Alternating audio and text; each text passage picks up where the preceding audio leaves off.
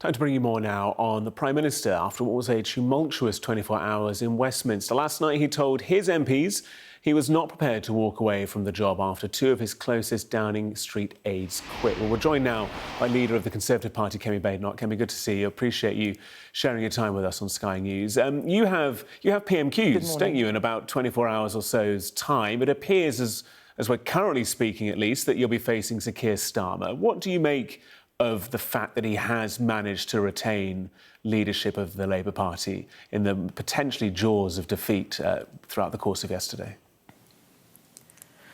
I think that all that's happened is his MPs have given him a stay of execution because they are terrified of losing their own jobs. His party leader in Scotland, who doesn't rely on Keir Starmer for his job, said the quiet bit out loud that the Prime Minister should resign. So it is only now a matter of when he goes, not if he goes. His position is clearly untenable, and I think that we need to acknowledge the fact that the country is not being governed. Nothing is happening. And right now, the big thing that I'm waiting for is the release of those documents. Let's not forget, last week the Prime Minister committed to releasing all of the documents that surrounded this disastrous appointment. And instead what we're hearing is that the Cabinet Office is telling ministers not to put out their text messages. I mean, I think that's quite shocking. We need to get to the truth. I still believe that there is some kind of cover-up. They're hiding something. And I think Labour MPs are terrified of what's going to be found out. You say his position's untenable. You imply, therefore, that he should stand down. Should that be now, today, tomorrow? What are you looking for from him? Because you're obviously looking for him to leave office. What more do you want? So the thing is, the country is in a very difficult position. We are all between a rock and a hard place because we have a Prime Minister who's obviously no good, can't do the job, can't deliver economic growth. I've been talking to businesses this morning. Unemployment has increased every single month since he came into office and getting worse.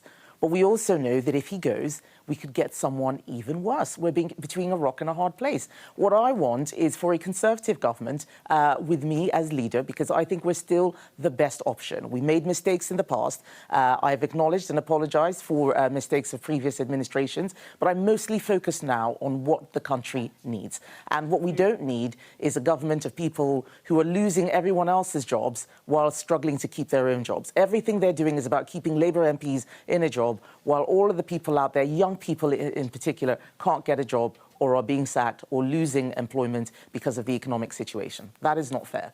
Nigel Farage says that the Reform Party is on an election footing. How would you describe the footing of the Conservative Party right now?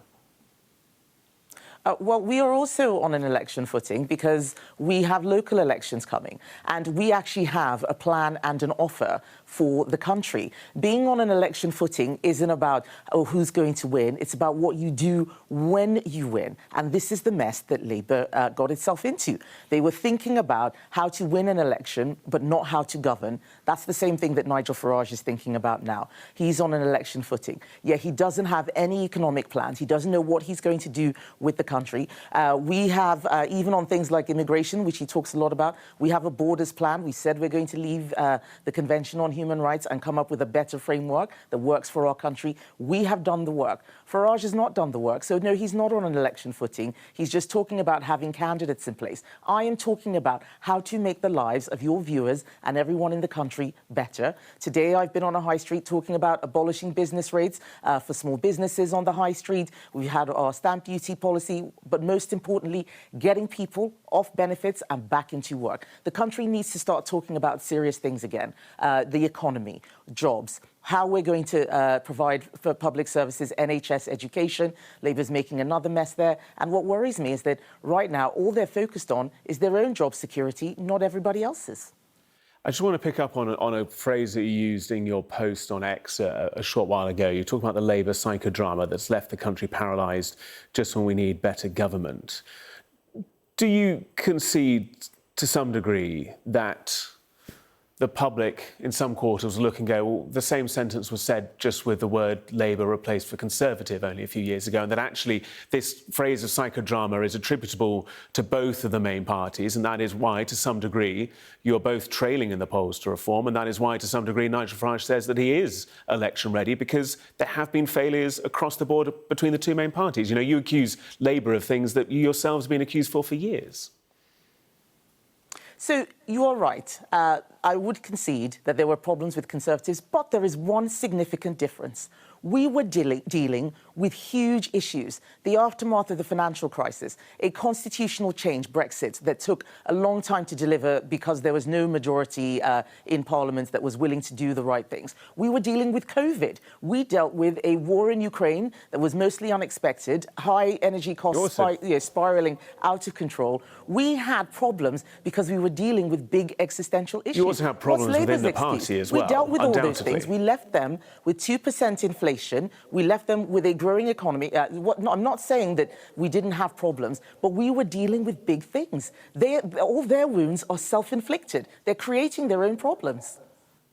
I can just tell you, in the last few moments, the Welsh Labour leader and First Minister has described a revolving door of leadership under the Conservatives. Eluned Morgan says that the country needs stability in an age of instability, and therefore I support the Prime Minister in the job he was elected to do. Your reaction? Having someone who can't do the job is not stability. Keir Starmer has no authority. He has not built a strong team. His organisation is in a mess. His Scottish leader is asking him to go. He's had 2 chiefs of staff in just 18 months, 4 directors of communication. He appointed an ambassador who has now nearly brought down his government. That is not stability. But it's true, the country is in between a rock and a hard place. Because on the one hand, we have Keir Starmer, who obviously is not doing a good job and is making everything worse.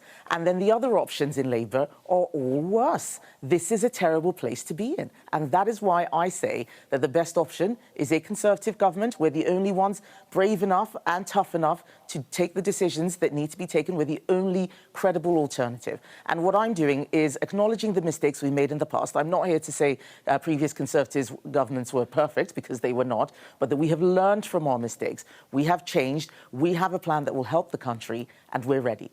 And this is what I want people to understand. And in the meantime, I will keep doing the job that they have given me to do, leader of the opposition, holding the government to account. We are the only party that are doing this. No one else is holding Labour to account except Conservatives. Everybody else is just messing around.